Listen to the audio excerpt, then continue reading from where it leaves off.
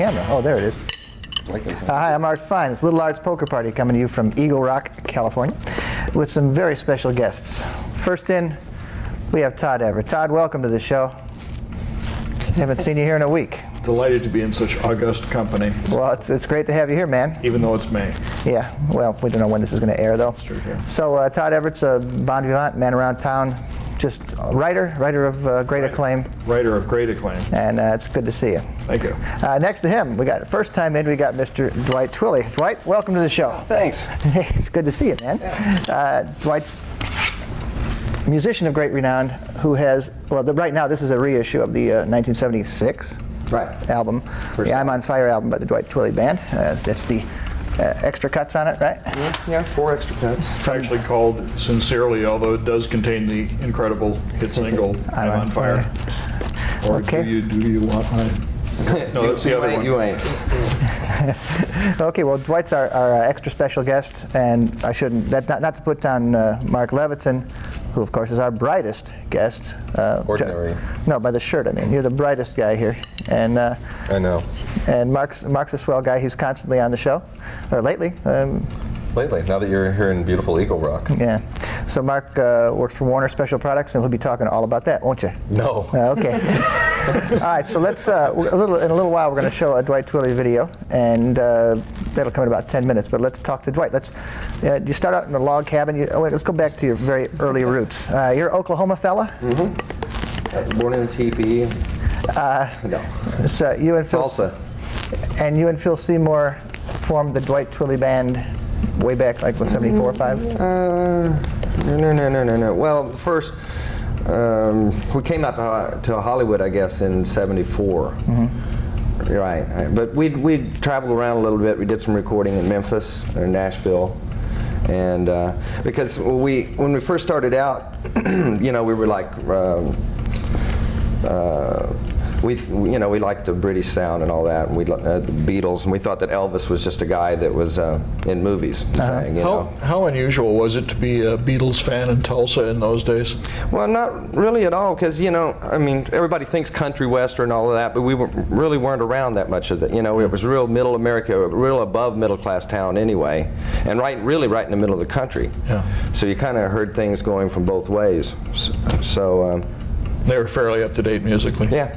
So about Elvis. Well, the thing is we just thought Elvis was a guy in movies, and the Beatles started rock and roll. It was that simple, And so we went to Memphis, because that was as far as we could afford to go in those days. We were kids, and we ended up, we're going to go to the first recording studio we could find, and we drove up to this place called Sun. We didn't know what it meant, It didn't mean anything to us, And we met this guy named Phillips, and he suggested that we go see this producer who named Ray Harris, and he took us down to Tupelo, Mississippi. And we learned turned out that he was an original Sun artist himself, and produced all the Bill Black combo hits. And he would play us records with Elvis on the records, and Carl Perk, all the guys, and Jerry Lee Lewis, and then we started, just discovering that snare drum, on those Beatle records sounded an awful lot like the snare drum on some of those Elvis records, and the same thing with some of those guitar parts. And so, after that experience, we came back and recorded a little bit in Tulsa, and the scene in Tulsa was, we, kind of had this now sort of Memphis British sound. And anything you would do in Tulsa, you had to sing like Leon or you didn't get anywhere. And everybody, every club you would go to in Tulsa, they'd all be in there singing like this, And we were just nothing there. But the odd thing was we came out here, and a friend of ours took one of our tapes and with his voice on it to Shelter Records, and they flipped out over the song. And they said they'd like to see us. And so we brought our tape over there, and they signed us here in Los Angeles. Immediately, yeah? Yeah. That was without knowing that Leon Russell was one of the powers that be behind Shelter. Yeah, Leon had nothing to do with it. Yeah. And then we came back. They said go back to Tulsa and just work around the studio and see if you can come up with anything. And the first thing we cut was "I'm on Fire." And then we met Leon after that. Well, the rest of the tracks on the album were recorded, were they the ones you submitted in the first place, or they were subsequently recorded? Well, what happened was we started recording, and we even went to England and did some recording.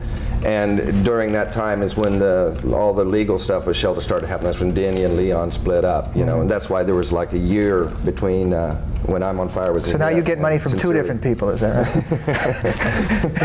Yep. Yeah, Sort of in equal amounts. Yeah. Dwight benefited from the fabulous thing of having a tremendous hit single and having no album to sell. Right. Yeah. Is that right?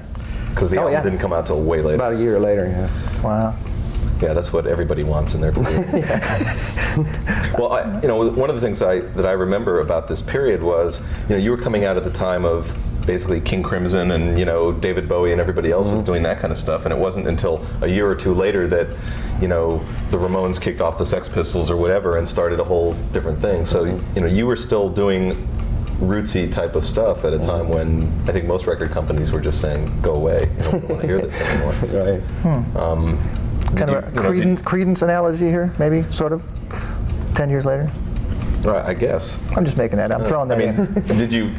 You didn't maybe have that, did you have a lot of contact with other record labels rejecting you? Or? No, never, no. The first label we went to, we were signed.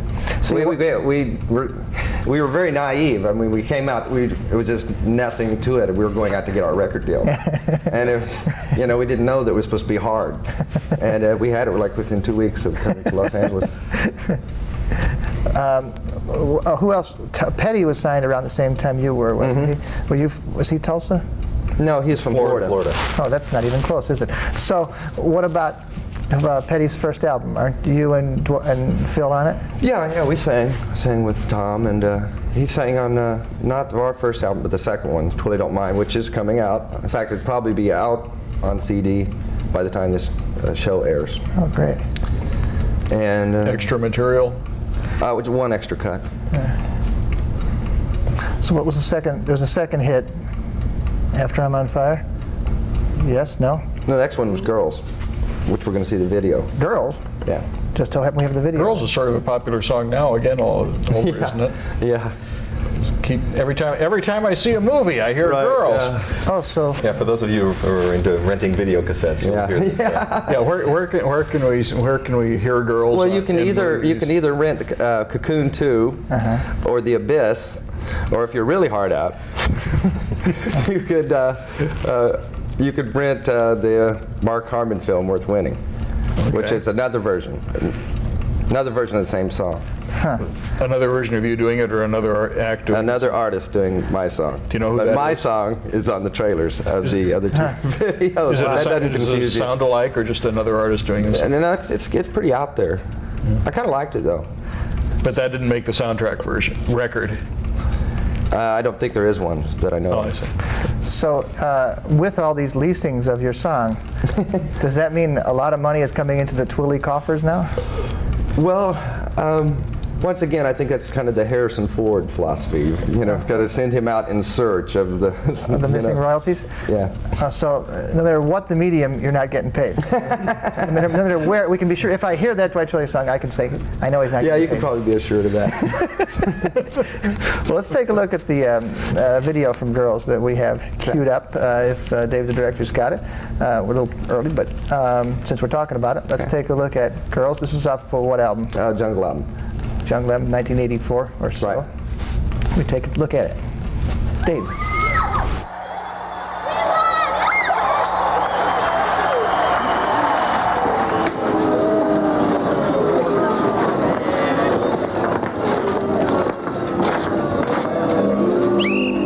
All right, you guys, listen up. You guys are a disgrace to the entire athletic program. And you want to know why? Girls.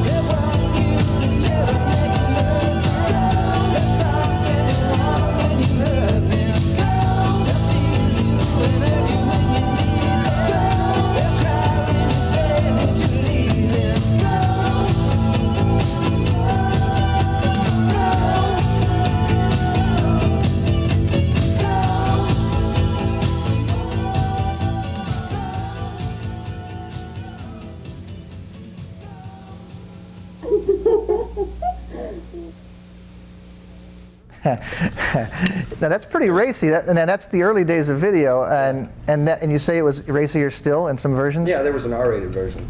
Now, what was the thought? Whose mind was it to put the? I think that was the record company's idea because it was. What record company was that? EMI. Yeah. Because the director, had an idea to use this Porky's type theme, the locker room type deal, and so the record company, I guess they got in touch with Playboy, and so Playboy got involved in it, and the girls are Playboy bunnies, most of them. And so there's an R-rated version. Which must have been a tough shoot. It was rough. Did they do that with the notion that it might get played somewhere or another, or just because they wanted a bunch of these Playboy girls running around the set topless, or? It was it was a tough decision, I think, on their part. Well, did they imagine it being played anywhere? It doesn't seem the like Playboy it. Channel. Or isn't Europe more it's liberal? also on a video compilation. You see Hot Rock or something like that with other racy type videos. I do know there's a Penthouse has a cable service. Oh, really? At least in Manhattan. And one of the things they were looking for was the versions of the videos that had been censored to get the uncensored ones to show them. And there are various ones where models were not completely in their clothes at the right. Well, the other advantage, they wanted to put the footage back in. The other advantage for the record company is when they're promoting a record and they've got a video and there's an R-rated version, and everybody wants it, you know. And so there's always some favor you can do. Well, I can get you. Yeah. I can get you the R version, and then you're, Like two disc jockeys or. Yeah, right. stores And they feel real that. stroked. So to speak. Now, I also noticed in this Carla Olsen was in the video there for a minute. Was that Carla? I was watching it around the corner. I thought it was Tom Petty. Well, we said there was a video, a Dylan video that Tom Petty couldn't make the shoot, and so Carla showed up, right? Is playing guitar in it. So I've heard. What song would that be? I'm trying to remember. Was it the Band of the Hand thing? Yeah, he did that with the Heartbreakers. Yeah. But now I can't remember the name of the song, but it was in a bad movie called The Band of the Hand that he wound up doing a title song for. It was Bob Dylan and the Heartbreakers. Kind of amazing, actually, when you think of somebody of Dylan's stature, been almost exclusively involved in terrible movies. Yeah. It's gotten to be. I mean, the recent movie that he starred in just came out on video, and it has to go through another round of vilification for having even been in this movie. Actually, a friend of mine wrote that movie. Wish the heck I could remember the name of it now. Heartbeat. Hearts of Fire. Hearts of Fire. Yeah. Did the movie come out like the script? With Rupert Everett and Fiona. No, this is a guy named whose name, among other things, is Scott Richard Case, leader of the legendary Detroit band SRC back in the early Bob Seger days. And he came out here to become a screenwriter, and he wrote this screenplay based on what it was like real life rock and roll. He claims, and I have no reason at all to disbelieve him, but I just know this story from him, is what I'm saying, that his script is what sold the movie to Bob Dylan, why Dylan wanted to do the thing. Well, then the director came on, and the director brought in Joe Esterhazy to do a rewrite. Joe Esterhazy did the rewrite, and the thing was in arbitration at the Writers Guild for a long time as to who should get credit for what. And Scott was real worried, and I said, well, don't worry about it. I said, if this movie is a tremendous hit, you can say, well, I wrote the original screenplay, and if it's a bomb, you just blame Joe Esterhazy, which is pretty much what he does now. What he's doing now. Okay. Dwight, standard questions. What's the first record you ever bought? First record I ever bought? Oh, gosh. I think the first record I bought was No Particular Place to Go, Chuck Berry. Yeah. Very good. What about the first... Good choice. Good choice. Yeah, you could stay. We approve of that. What about the first show you ever went to? Show? Concert. Concert. Rock in show. Tulsa. I think it was the Beach Boys. Yeah. I was just looking through some, this thing I was just working on. I'm looking at old 60s newspapers of stuff that was going on in LA. And it's shocking how much was going on here. When somebody said to me that, the Trip on Sunset, though, that's what 11 Spoonful, they played for a week. And I said, what do you mean for a week? I mean, I was in Colorado or Chicago, these are big towns, and people like that come through once a year on a package show, and you never see them again. And the richness of music out here was so overwhelming. That's one of the things that I really miss the most, I would say, is somebody coming into the Troubadour and, say, doing 5 or 6 nights, because it wouldn't, or at least doing 2 sets in one night. to go see Commander Cody or somebody that was just a great band to go see, and go back and see them 3 or 4 times, or tell people, oh, they were really good, let's go tomorrow night. Yeah. You can't really do that, and in fact, I think it's also caused journalism to degenerate, because now you're reviewing acts that have already left town. Oh, and you can't have any effect on the attendance My attitude is Chucky Weiss or somebody who plays the same place every week, should be reviewed much more than Pink Floyd came to town, and sorry if you want to see them there in San Francisco tomorrow night. Well, then you've got this silly showcase syndrome where a band will bring in an act and put them into the Roxy for one night and make it so it's virtually impossible for a real person to get tickets. I mean, they can, but you've really got to be standing at the front of the line because it's all packed with media, record company employees, record store employees, whatever. People are trying to get exposed. Recently, I saw Alana Miles has a platinum album. Right. Her first gig in Los Angeles ever was at the Roxy. She played 2 nights, I'll give them that. And it was a showcase because they figured the next time she comes into town, which is going to be as opening act for Robert Plant, nobody's going to pay any attention to her because they're going to be spending all their attention on Robert Plant. I mean, people like the Los Angeles Times that routinely does not review opening acts. Oh, that's right. And that sort of thing. I mean, it's just almost as a matter of policy, they don't review opening acts. So this is the only way they figure for her to get press. I don't think press is their major consideration, but it's one of them. There's definitely a transition. The stuff you're looking at it's much more personal, because I saw somebody last week who was good, why don't you go Thursday and go see him, instead of, oh, I missed my opportunity to see these guys, unless I go to Santa Barbara or Yeah, you were starting playing after that was going on, because the 60s and the early 70s here, it was just 6-day stints at that. Oh, it was great in those days with the Starwood, and the whiskey wasn't. Whiskey now is the same thing you're talking about. It's like a showcase thing. It's either pay for play or a showcase. Yeah, and even Madame Wong's was great in those days, and the Troubadour. We just packed those places. It was great. Well, and you were in a good position. You could come back often enough, and you played often enough that it wasn't like you had to wait 2 years to see you again. I mean, you could actually say to somebody, oh, next time they're in town, and then it would stay in somebody's memory long enough that when you came back, it was, oh, yeah, I remember I have to go see those. Were you living in here after you started happening, or still based in Tulsa? Mostly here, yeah. You got a new record finished, I'm working right? on it, yeah. Oh, it's not finished yet? No, it's finished. I'm so used to saying I'm working on it. God. No, it's done. So what's the details on that one? Well, we haven't negotiated a release in the States, but we are releasing it in Europe at this point. And the album's called Music. Anybody on it? Anybody on it? Myself, my band. Yeah. An album's not any good unless there are superstars guesting on it. Well, we have minor guests. We did a little sing-along, and for one of the songs called "Gave It All Up for Rock and Roll." So I've got the group behind, with the choruses with Rocky and Billy Burnett. Great. And Vicki and Debbie Peterson from the Bangles, and Susan Cowsill. And, How'd you get her? She's a friend of mine for years. Her brother played drums for me on the Scuba Divers tour. Really? On a few of my records too. And Susan has sang Which on one is a that, lot Bob? of my records. John. John. One of the Cowsills is quite big in Vancouver now in the rockabilly. Right. Oh, there's so many of them I can't. They weren't from Oklahoma, were they? They were from somewhere. From Rhode Island. Yeah, Rhode right. So who's producing the album? Richie Podler. Well, he goes back a ways, doesn't he? We should get him on the show. I mean, We should, actually. Yeah. Can he be tracked down? Oh, sure. tell him. Yeah, we'd like to have him on. I'll mention that to him. I'm sure he'd love to. But, Do you have any? I was going to ask you if you have any covers on it, or if it's all original. It's all Twilley songs. What's A whole new Twilley- batch. When you think of a Twilley song, what is it? I mean, you know, some people like to write love songs, some people like to write protest songs. So what do you think you write? What do I think I write? Just pop songs, rock and roll. Will this immediately be recognizable to fans of your earlier work? I would think so, yeah. Oh, cool. To people that that are fans and follow it, I don't think it'll be disappointed. Let's put it that way. I'm real happy with it. So before the show, you're talking about how you don't get any money from any Shelter records. What about the subsequent ones, the EMIs and the Aristos? Aristos, yeah. Some of it stuff, yeah. Some of it. Well, is It's just mainly the Shelter stuff because that was lost, and Harrison Ford searched through the jungles and they uncovered the lost label. And so it's just resurfaced, but it's still, it's like finding the old scrolls, any accounting and all that kind of thing. So.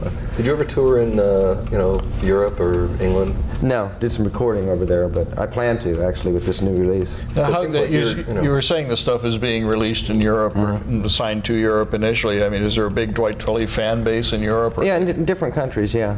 more so In fact, than there used to be a record store in England called Sincerely that was dedicated to this record here. Wow. And the packages had this lettering, the Sincerely lettering. Wow. And this was over the door. Wow. And, they're a little cult of. Been getting money off that?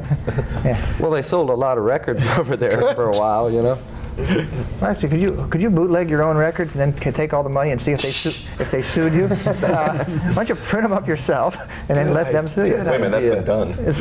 It should have been. I mean, there's people whose records are out of print. I know people have done that, yes. Just said, well, I have the master tapes or copies of the master tapes, therefore I'll make a deal to have these re-released and nobody will bother me, except people like me have jobs to bother them, so I tend to do that. Well, actually, I just heard that Zappa was going to legally put out the bootlegs of his own shows that people bootleg. Yeah, Zappa and Alan Douglas is doing it with the Jimi Hendrix stuff too, putting out the best of the bootlegs. They're getting the bootlegs because they don't have the original tapes and putting them out saying, let the bootleggers sue me. Well, the major story to that is the Replacements put out a cassette called "When the Shit Hits the Fans,"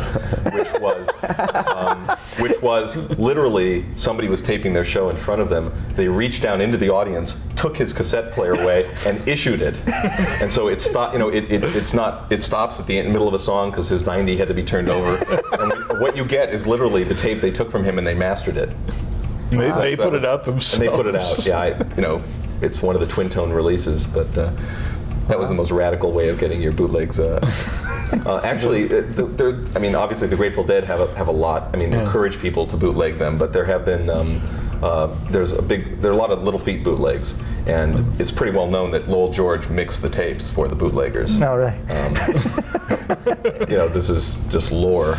I want to go out on the Grateful Dead note. We got about 2 minutes left, but the Grateful Dead note. There was a thing in the paper yesterday, I forgot to bring it. An outraged, there was an article about another nutty Dead fan that on LSD killed somebody, but the opening salvo from the writer is, those Grateful Dead people that claim to be for peace and love. Another one of their fans killed someone, as did somebody. They were also responsible last month or year for the police killing one of their fans. Well, what? Right. I mean, like as if Sammy Davis didn't appear in Vegas and no one's ever gotten drunk at one of his shows. Allied to this was the LA Times review, which I will rag on for a minute, which is similar to other reviews of the Grateful Dead, which essentially says, I've never heard of any of the songs, I don't follow this group, and I can't identify anything by name, so what I'll say is, well, I'm not really going to review the music because that's not important anyway. I'm just going to review the crowd. And explicitly saying the music doesn't matter anymore. As if we would all have, I was there on Sunday, as if we would have gathered in this spot just to sort of stare at the stage and sort of, vibe on each other. Except I think a lot of fans, not that they don't like the Dead and they don't like the music, but there is even more of a communal thing to Deadheadism than there is. Yeah, but to literally say the music's not important, no. What's really interesting is the crowd is overstating it. No, it could be the music. The crowd's more interesting than the music to some people. Not to say that the music isn't important, but not to get out in Grateful Dead territory. But one real interesting thing is to see how trends are picked up by Deadheads, and there were a lot of Simpsons Grateful Dead shirts there. What do you mean? Well, they adapt the characters. So Bart Simpson dressed as a Deadhead on a T-shirt saying "Peace," and all of my favorite one was all the Simpsons dressed as Deadheads going to a show, and Homer is dressed as a Deadhead saying to Lisa, "Do you think they'll play Dark Star?" And she says, "Dad, get real." And and the baby's got a little dancing bear dead thing on. The creativity is really great. I bet Matt Groening is just rolling in cash from those. I'm sure he's really a lot of royalties. I do have to ask the audience if anybody knows where the Grateful Dead lived in 1966 when they lived in LA. Please contact me because I want to put that in my book. They lived somewhere. They lived here for 6 weeks during the acid tests. I'd like to go photograph the place if I could find it. Yeah, I think if somebody can remember, they probably weren't that close to him. Yeah, that's true. Yeah, that's the old joke. Well, boom. Yeah, right. You got the sticks. You can. All right. Well, thanks very much for coming by. Thanks very much for dropping in. Thank you guys. We always see you. Thank Dwight Twilley quite a bit for coming in. Sure. And we'll hope to hear that new album real soon. Well, actually, you have it. There's no way to listen to it on the show. And please make sure it does come out as an LP. Okay. Yes, say vinyl, right? But you don't Yeah, have a for me. CD player yet, Mark? All right, well, thanks a lot. This is R.I.P. saying good night. Waiting to hear Dwight, because we usually have the Chucky White. Oh, good. We got